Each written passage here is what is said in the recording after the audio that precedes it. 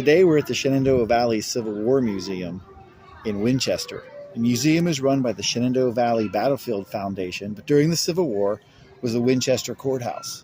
It was also used to temporarily house prisoners from battles in the area. While Colonel Campbell searched for an explanation, the surrender of Company B and Company K, Confederates marched the men here towards confinement. Sergeant Joseph Peck remembered our knapsacks, canteens, and haversacks we were allowed to take with us, the latter filled with crackers. Two companies marched through the rain until dark, and the Confederates allowed them to stop and set up camp.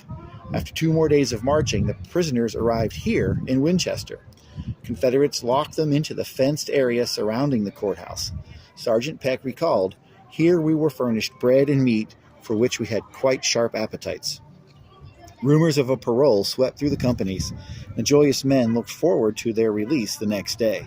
Sergeant Peck wrote, "On Wednesday morning, we were up early, eagerly waiting for the auspicious moment when we were to leave. After drawing a day's rations, we were marched out, but imagine our surprise when the guard told us they would take us to Stanton, a distance of 93 miles, and from there we would be taken to Richmond." Confederates left several severely sick men from Company B, including Private Samuel Hammer at Newtown, 9 miles south of Winchester. Once they recovered, the sick joined Company B in Libby Prison. The two companies continued their trek south, arriving outside of Stanton 5 days later, much fatigued and hungry, having subsided on hard crackers and raw bacon during the journey and slept on the cold ground. Rain continued to pour down on the exposed men until a train arrived to carry them to Richmond. Prisoners arrived in the Confederate capital after dark. Later, Company A's Private David Powell from Johnstown was captured at 2nd Kernstown and held here as a prisoner on the 2nd floor.